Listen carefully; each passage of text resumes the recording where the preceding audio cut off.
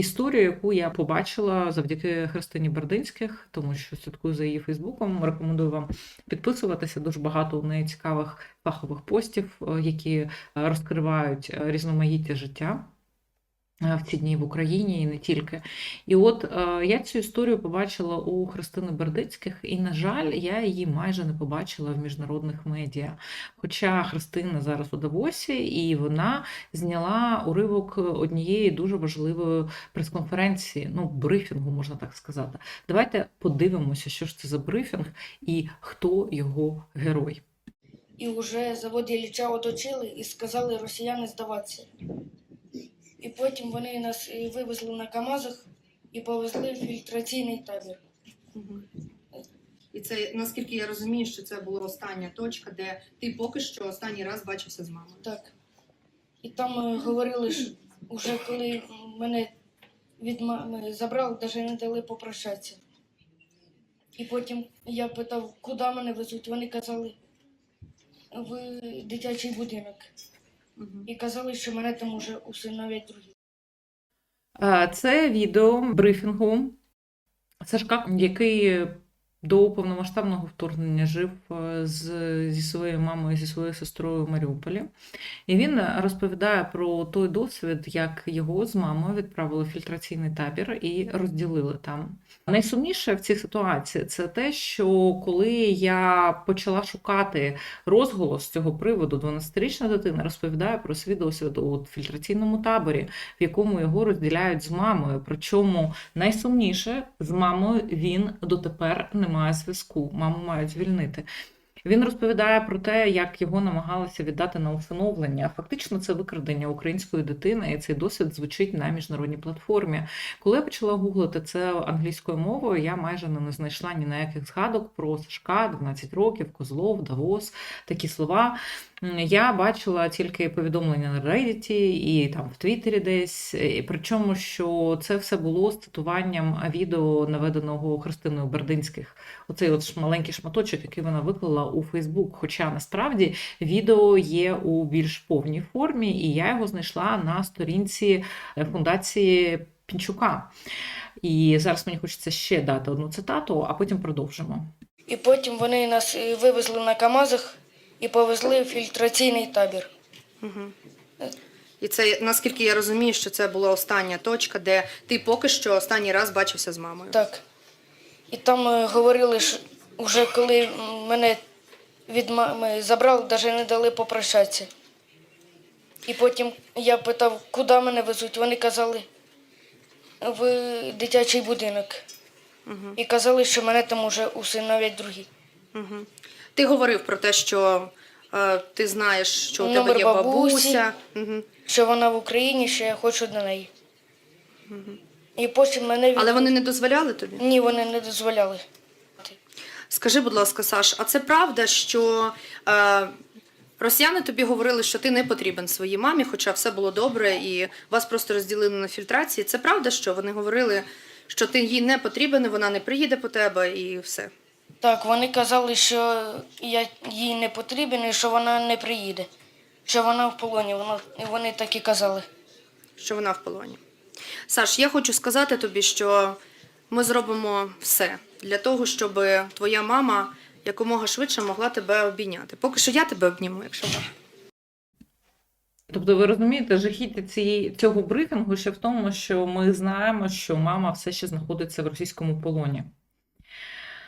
Цю історію мало хто поширив в українському інтернеті, в українських медіа досить достатньо я знайшла згадок, але, на жаль, як завжди, журналістика вражає, ніхто не взагалі завдав собі клопоту для того, щоб дати повне посилання на повну всю історію, лише на уривок, який зняла Христина Бердинських, тому що це найпростіше.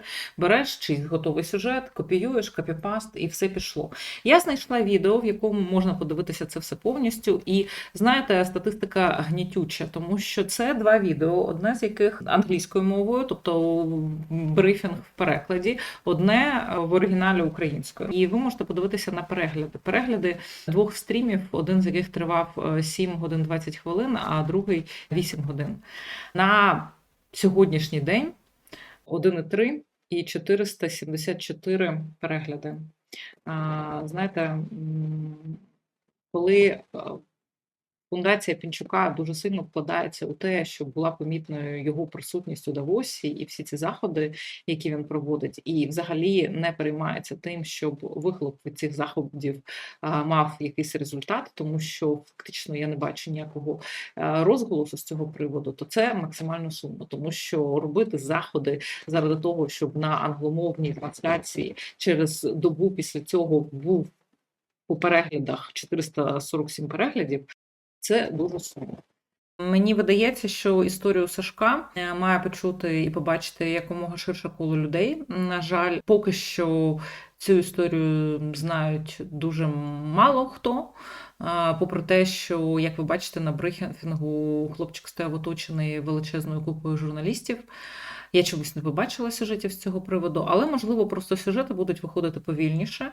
Тож мені хочеться просто докластися тим, щоб поширити цю історію, щоб якомога ширше коло людей побачили іще один зразок злочину Російської Федерації проти України, українських дітей, ну і, власне, через дітей того майбутнього, яке ми будемо мати. І яке ми вигризаємо зараз усіма силами, і маю надію, що це станеться швидше, ніж довше. Сашко з Маріуполя, і знову ж таки можу додати декілька фактів з його біографії. Фактично він в Маріуполі жив з мамою і сестрою, і він отримав поранення під око.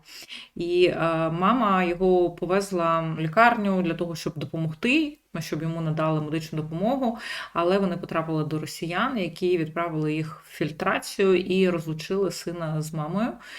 Після того, як хлопчик отримав травму, після того, як йому треба була медична допомога, фактично вони не давали йому медичну допомогу, але вже розлучили з мамою і розказали, що мама від нього відмовилася і його віддадуть на усиновлення в російську родину. На щастя, хлопчика відправили в Донецьк, і там він зміг дотелефонувати до своєї бабусі, яка його вивезла з Донецька, але історія просто жахлива, тому що, якщо ми подивимося на статистику з тієї, що говорять офіційно, то з початку повномасштабного вторгнення 24 лютого 2022 року Росія вивезла з України понад 13 тисяч дітей. Вони називають цю депортацію, фактично депортацію дітей, евакуацією в лапках. Але, як ви розумієте, Російська Федерація евакуює дітей і потім їх натуралізує, розповідаючи їм про те, що Україна і їхні українські батьки від них відмовилися. Всі ці історії ми неодноразово чули у книжках. Я думаю, що ви пам'ятаєте, як ми читали, наприклад, «Жовтий князь», де однією з політикою совітів було налаштування дітей проти їхніх же батьків, причому не розлучаючи їх, просто безпосередньо виховуючи їх в школі певним чином. Згадайте ці епізоди, вони просто на початку книги.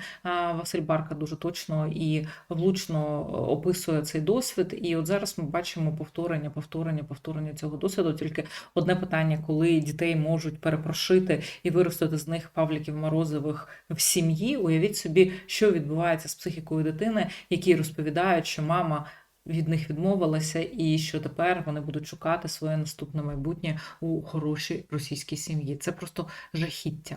На цьому я кажу вам на добраніч і залишаю вас з історією Сашка. Історію буде викладено окремо як українською мовою, так і англійською мовою для поширення, для того, щоб історію Сашка почуло якомога більше людей. Бо це важливо розповідати світові про злочини проти українців, проти наших українських дітей і замах на наше майбутнє. Навіть якщо фізичне тіло не постраждало від бомбардувань Російської Федерації, в кожну українську дитину влучила війна. Понад 7,5 мільйонів українських дітей, які проживали на території нашої країни до початку повномасштабного вторгнення Російської Федерації на територію України, постраждали. Але є ті, кого ми змушені рахувати окремо. Це діти, яких вбила Російська Федерація. Це діти, які отримали поранення.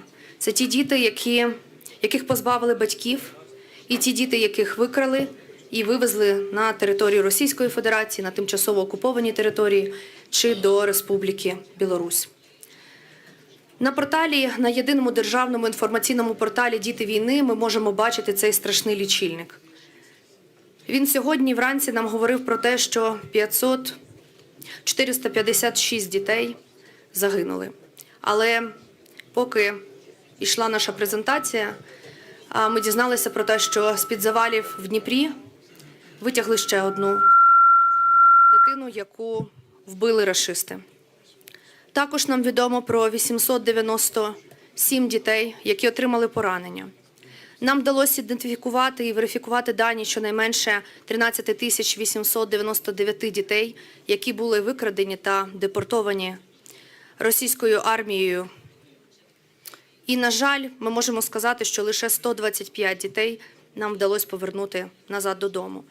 Здається, що 125 дітей – це зовсім мало, але насправді за кожною одиничкою стоїть доля української дитини. Такої важливої дитини. І якщо зазвичай я кожну історію цих 125 дітей переповідаю сама, сьогодні у вас є можливість почути від першої особи. Це наше майбутнє, це скарб України, це наші діти. Я хочу представити вам Сашка. Сашкові 12, і нам вдалося повернути його додому, але поки що не возз'єднати з його мамою, але я впевнена, що це незабаром трапиться. Сашко, перш за все, я хочу сказати, що я дуже щаслива знати тебе. Але хочу сказати, що якщо тобі буде складно, а що ти вирішиш, що ця розмова прямо зараз має зупинитися, то ти її зупиняєш. Домовились? Розкажи, будь ласка, почалась війна, і де жив ти на той момент, і з ким ти жив, і що трапилось далі? Я на початку війни жив із мамою Козлова Сніжана Михайлівна і сестрою Козлова Вікторія Семенівна. І я 24 березня попав під обстріл. І що, ти отримав І поранення? я отримав поранення під глаз. І що далі? І далі ми з мамою пішли шукати наших військових, щоб вони відвезли нас на комбінат. Там комбінат На комбінат Ілліча. Ілліча, так. Там були у них фельдшери. І ви хотіли отримати допомогу медичну, так? Так. І що далі трапилось? А потім уже у наших військових закінчувалися боєприпаси, і вже завод Ілліча оточили і сказали росіяни здаватися. І потім вони нас вивезли на КАМАЗах і повезли в фільтраційний табір. І це, наскільки я розумію, що це була остання точка, де ти поки що останній раз бачився з мамою. Так. І там говорили, що вже коли мене від мами забрали, навіть не дали попрощатися. І потім я питав, куди мене везуть. Вони казали, в дитячий будинок. І казали, що мене там уже усиновлять другі. Ти говорив про те, що ти знаєш, що у тебе Номер є бабусі. бабуся. Що вона в Україні, що я хочу до неї. І потім мене Але вони не дозволяли тобі? Ні, вони не дозволяли. І потім вони відвезли мене в Донецьку обласну травматологію, і там мені лікували глаз.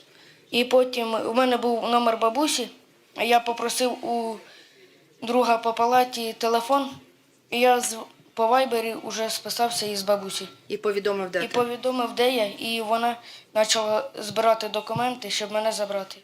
Скажи, будь ласка, Саш, а це правда, що росіяни тобі говорили, що ти не потрібен своїй мамі, хоча все було добре, і вас просто розділили на фільтрації? Це правда, що вони говорили, що ти їй не потрібен, і вона не приїде по тебе, і все? Так, вони казали, що я їй не потрібен і що вона не приїде, що вона в полоні, вони так і казали. Що вона в полоні.